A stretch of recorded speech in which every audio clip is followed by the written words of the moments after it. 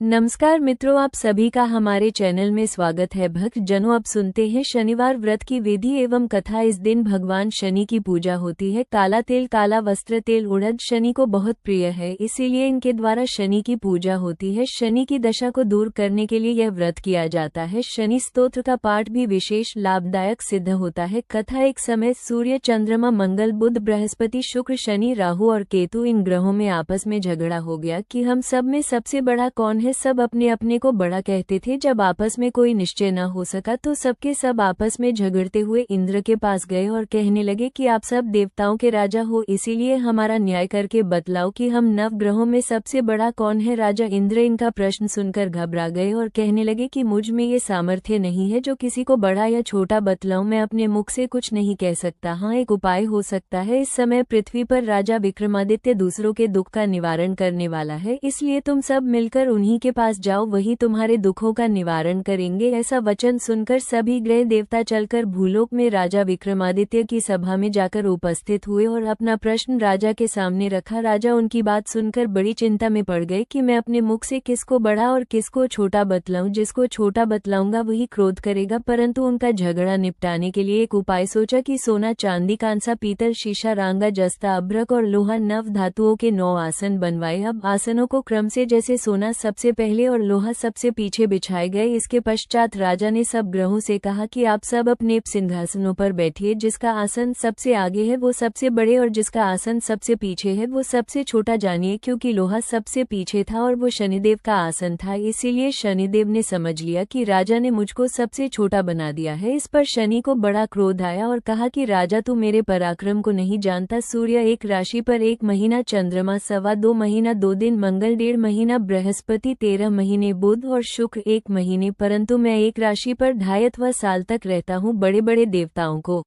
भी मैंने भीषण दुख दिया है। राजन सुनो, राम जी को 7.5 आए और वनवास हो गया और रावण पर आई तो राम जी ने लक्ष्मण की सेना लेकर लंका पर चढ़ाई कर दी, रावण के कुल का नाश कर दिया। हे राजा, अब तुम सावधान रहना। राजा कहने लगा, जो कुछ भाग्य में होगा देखा जाएगा। उसके बाद अन्य ग्रह तो प्रसन्नता के साथ चले गए, परंतु शनिदेव बड़े क्रोध के साथ वहां से सिधारे। कुछ काल व्यतीत हो जाने पर जब राजा को 7.5 की दशा आई तो शनिदेव घोड़ों के सौदागर बनकर अनेक सुंदर घोड़ों के सहित राजा की राजधानी में आए। जब राजा ने सौदागर के आने की खबर सुनी तो अश्वपाल को अच्छे अच्छे घोड़े खरीदने की आज्ञा दी। अश्वपाल ऐसी अच्छी नस्ल के घोड़े देखकर और उनका मूल्य सुनकर चकित हो गया और तुरंत ही राजा को खबर दी। राजा उन घोड़ों को देखकर एक अच्छा सा घोड़ा चुनकर सवारी के लिए चढ़ा। राजा घोड़े की पीठ पर चढ़ते ही घोड़ा जोर से भागा। घोड़ा बहुत दूर एक बड़े जंगल में जाकर राजा को छोड़कर अंतर्ध्य हो गया। इसके बाद राजा अकेला जंगल में भटकता फिरता रहा। बहुत देर के पश्चात राजा ने भूख और प्यास से दुखी होकर भटकते भटकते एक ग्वाले को देखा। ग्वाले ने राजा को प्यास से व्याकुल देखकर पानी पिलाया। राजा की उंगली में एक अंगूठी थी, उसे निकालकर प्रसन्नता के साथ ग्वाले को दे दी और शहर की ओर चल पड़ा। राजा शहर में पहुंचकर एक सेठ की दुकान पर जाकर बैठ गया और अपने आप को उज्जैन का रहने वाला तथा अपना नाम वीका बतलाया। सेठ ने उसको कुलीन मनुष्य समझकर जल आदि पिलाया। भाग्यवश उस दिन सेठ की दुकान पर बिक्री अधिक हुई थी, तब सेठ उसको भाग्यवान पुरुष समझकर भोजन कराने के लिए अपने साथ ले गया। भोजन करते समय राजा ने आश्चर्य की बात देखी कि खूंटी पर हार लटक रहा है और वो खूंटी उस हार को निगल रही है। भोजन के पश्चात कमरे में आने पर जब सेठ को कमरे में हार ना मिला तो सबने यही निश्चय किया कि सिवाय वीका के और कोई इस कमरे में नहीं आया, अतः अवश्य ही उसी ने हार चोरी किया है। परंतु वीका ने हार लेने से मना कर दिया। इस पर 5-7 आदमी इकट्ठे होकर उसको फौजदार के पास ले गए। फौजदार ने उसको राजा के सामने उपस्थित कर दिया और कहा कि यह आदमी तो भला प्रतीत होता है, चोर मालूम नहीं होता, परंतु सेठ का कहना है कि इसके सिवाय और कोई घर में आया ही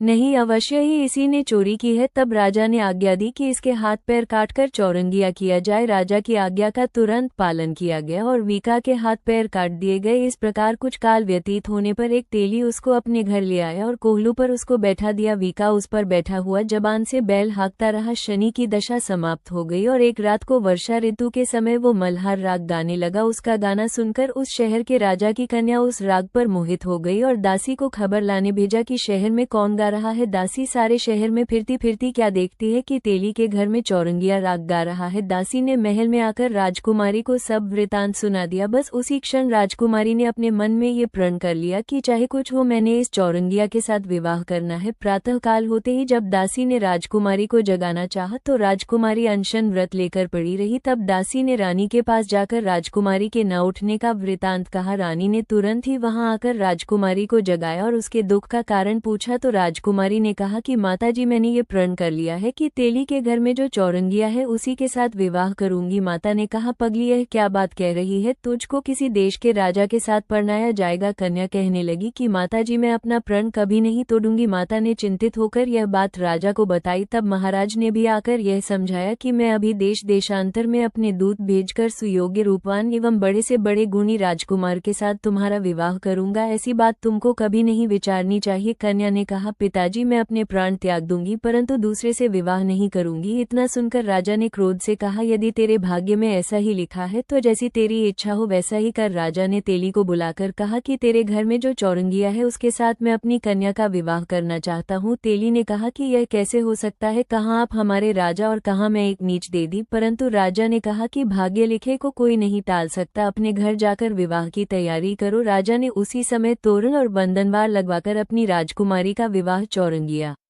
विक्रमादित्य के साथ कर दिया। रात्रि को जब विक्रमादित्य और राजकुमारी महल में सोए तो आधी रात के समय शनिदेव ने विक्रमादित्य को स्वप्न दिया कि राजा, कहो मुझको छोटा बतलाकर तुमने कितना दुख उठाया। राजा ने क्षमा मांगी। शनिदेव ने प्रसन्न होकर विक्रमादित्य को हाथ पैर दिए। तब राजा ने कहा, महाराज, मेरी प्रार्थना स्वीकार करें कि जैसा दुख आपने मुझे दिया है ऐसा और किसी को ना दे। शनिदेव ने कहा कि तुम्हारी प्रार्थना स्वीकार है। जो मनुष्य मेरी कथा सुनेगा या कहेगा उसको मेरी दशा में भी कभी किसी प्रकार का दुख नहीं होगा, और जो नित्य ही मेरा ध्यान करेगा या चींटियों को आटा डालेगा उसके सब मनोरथ पूर्ण होंगे। इतना कहकर शनिदेव अपने धाम को चले गए। राजकुमारी की आंख खुली और उसने राजा के हाथ पांव देखे तो आश्चर्य को प्राप्त हुई। उसको देखकर राजा ने अपना समस्त हाल कहा कि मैं उज्जैन का राजा विक्रमादित्य हूँ। ये सुनकर राजकुमारी अत्यंत प्रसन्न हुई। प्रातःकाल राजकुमारी से उसकी सखियों ने पूछा तो उसने अपने पति का समस्त वृतांत कह सुनाया। तब सबने प्रसन्नता प्रकट की और कहा कि ईश्वर ने आपकी मनोकामना पूर्ण कर दी। जब उस सेठ ने ये सुना तो वो विक्रमादित्य के पास आया और राजा विक्रमादित्य के पैरों पर गिरकर क्षमा मांगने लगा कि मैंने आप पर चोरी का झूठा दोष लगाया, अतः आप मुझको जो चाहे दंड दे। राजा ने कहा, मुझ पर शनिदेव का कोप था, इसी कारण ये सब दुख मुझको प्राप्त हुआ, इसमें तुम्हारा कोई दोष नहीं। तुम अपने घर जाकर अपना कार्य करो। सेठ बोला कि मुझे तभी शांति होगी जब आप मेरे घर चलकर प्रीतिपूर्वक भोजन करेंगे। राजा ने कहा, जैसी आपकी मर्जी हो वैसा ही करे। सेठ ने अपने घर जाकर अनेक प्रकार के सुंदर भोजन बनवाए और राजा विक्रमादित्य को प्रीति भोज दिया। जिस समय राजा भोजन कर रहे थे एक अत्यंत आश्चर्य की बात सबको दिखाई दी। जो खूंटी पहले हार निगल गई थी वो अब हार उगल रही है। जब भोजन समाप्त हो गया तो सेठ ने हाथ जोड़कर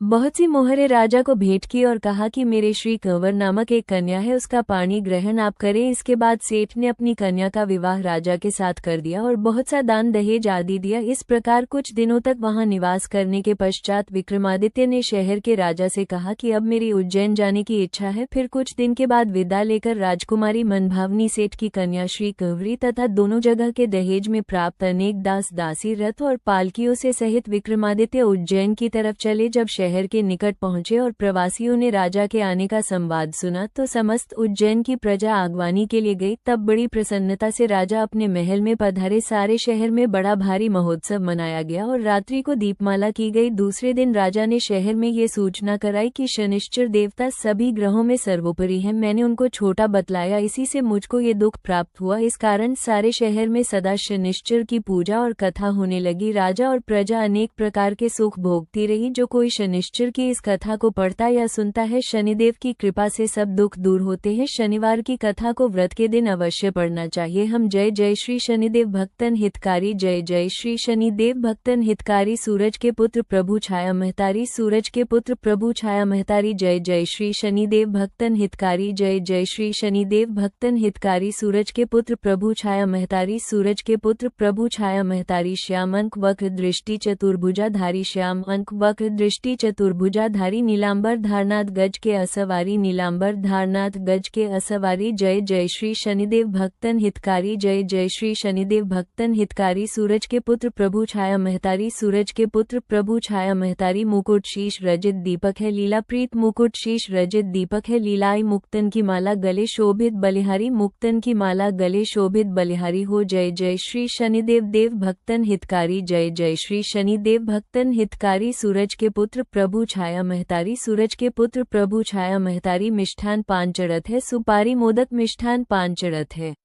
सुपारी लोहा तिल तेल उड़त महश अति प्यारी लोहा तिल तेल उड़त महश अति प्यारी जय जय श्री शनिदेव भक्तन हितकारी जय जय श्री शनिदेव भक्तन हितकारी सूरज के पुत्र प्रभु छाया महतारी सूरज के पुत्र प्रभु छाया महतारी धनुज ऋषि मुनि सुमिरत नर नारी देव धनुज ऋषि मुनि सुमिरत नर नारी विश्वनाथ धर्त ध्यान शरण है तुम्हारी विश्वनाथ धर्त ध्यान शरण है तुम्हारी जय जय जय श्री शनिदेव भक्तन हितकारी जय जय श्री शनिदेव भक्तन हितकारी सूरज के पुत्र प्रभु छाया महतारी सूरज के पुत्र प्रभु छाया महतारी जय जय श्री शनिदेव भक्तन हितकारी जय जय श्री शनिदेव भक्तन हितकारी सूरज के पुत्र प्रभु छाया महतारी सूरज के पुत्र प्रभु छाया महतारी सूरज के पुत्र प्रभु छाया महतारी सूरज के पुत्र प्रभु छाया महतारी।